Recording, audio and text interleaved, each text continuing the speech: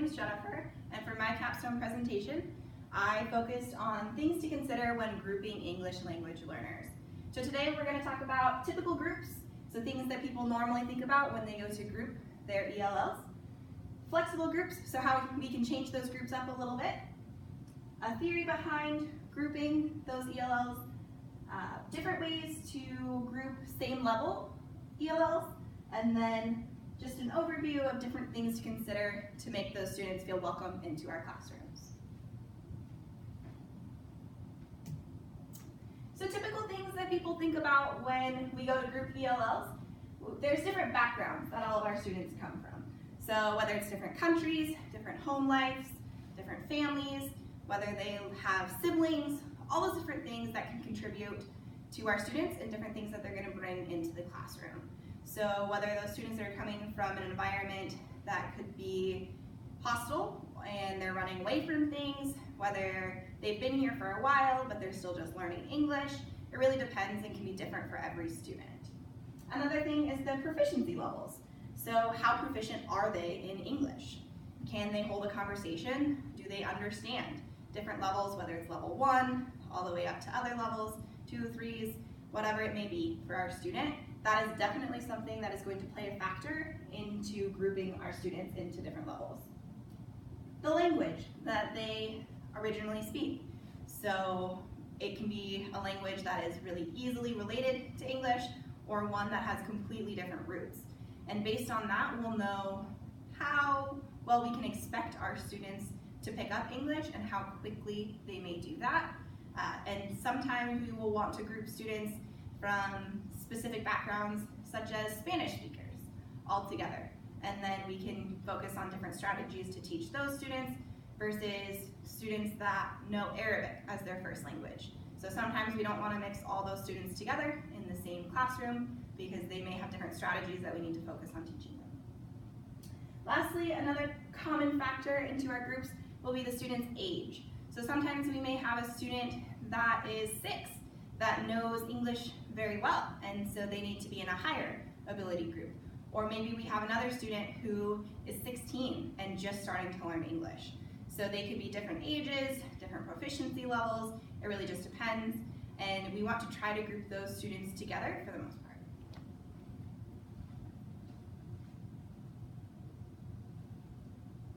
So different flexible grouping options.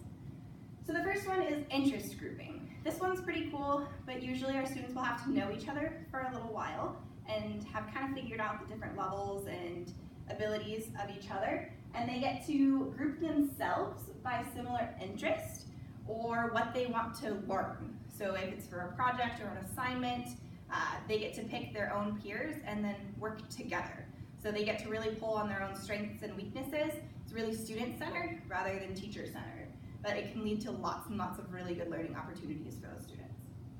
There's also mixed ability grouping. So as I was mentioning earlier, our students may be at different levels, even within the same grade. So you may have 3rd grade students that are just moving into the country that know little to no English, or you may have other students that have been here for a long time that are still in those ELL groups, and we can mix them together and they can learn from each other.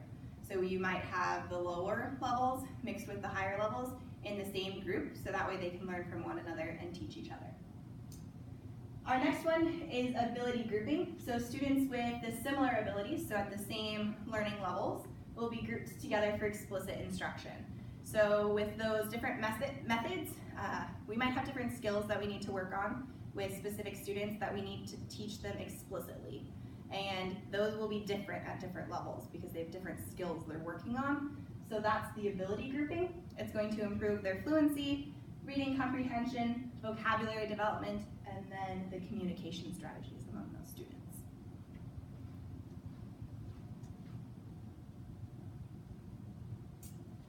A theory behind grouping. So this one is the Sheltered Instruction Observational Protocol, or SIOP.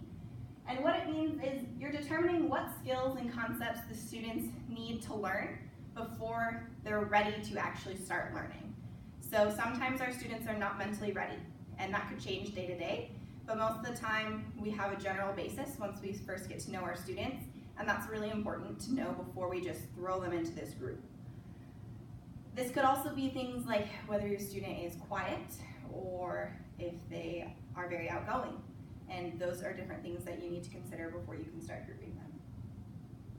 Determine what language activity will help as a scaffold for students. What supports do we need to have there for our students in order to make sure that they can succeed?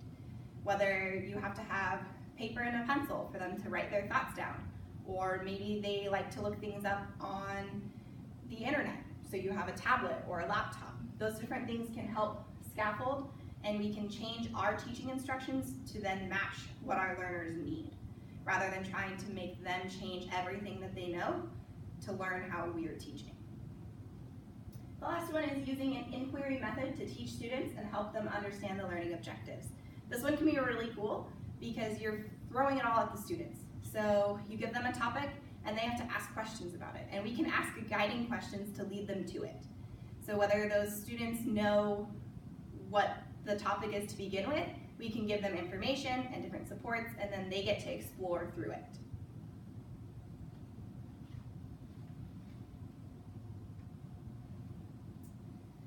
Grouping in the same grade level classes. So these are just a couple of options for grouping your students. One of them is learning centers.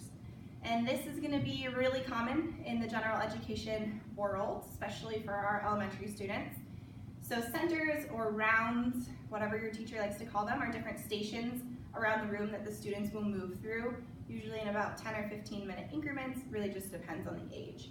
But within this, the students are going to be at mixed ability groups, and then the teachers will have the opportunity to work with the students one-on-one or in a small group, and you can correct some of those misconceptions or work on specific skills that the English language learner specialist suggests or that you know that the student needs. So you can provide those extra supports. And then it also provides the opportunity for the students to work with one another again. So they get to be collaborative in that sense. The next method is the pull-out method. This is also really common, especially in the Spokane area, where students from different classrooms will be pulled into a group and have another teacher lead that group. So they can use that explicit instruction. That's going to be the similar ability grouping. It just really depends, but they'll be in a separate room throughout the day. The next one is the push-in model. So it's very similar to that pull-out method, except for it's inside the classroom. So the other teacher is going to come into the classroom to then instruct that group of students. They may be working on the same content that is in the gen ed classroom already, or it could be different content. It could be projects that they're working on or a new project. It really just depends on the teacher and the situation for the students.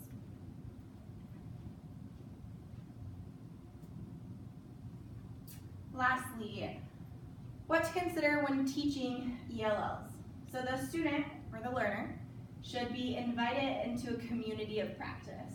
So use the skills that they learn independently with peers or adults. So the students need to be able to work by themselves.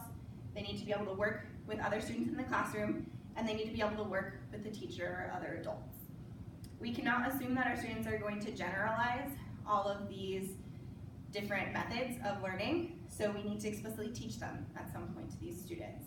And we have to be able to have them work independently so they can take tests or have independent assignments, but sometimes there's group work too, so we want them to be able to collaborate that way as well. Shared experiences, so creating a whole shared experience among all your students in the class. So you can't assume that things like Halloween or Thanksgiving or Christmas or different holidays and different events are known to all of our ELLs. So sometimes we have to create that kind of experience and welcome them into it so they don't feel like they're excluded. So you don't have to necessarily teach the holiday itself, but maybe the history of why we celebrate it here. They may not have to celebrate it, but if we can give them that knowledge and ask them to then participate within the class, they're getting that shared experience. It's all about including the student into the classroom community and making that a common practice. You want to make sure that you have a positive learning environment for your students, so it's okay for anyone to make mistakes, not just our ELLs, but our above grade level, our at grade level, below grade level students. Everybody is there to learn, and even the teacher is going to make mistakes from time to time. So it's just making sure that you're including all of those different strategies every day. Those are shared experiences every day, not just once or twice. Thank you.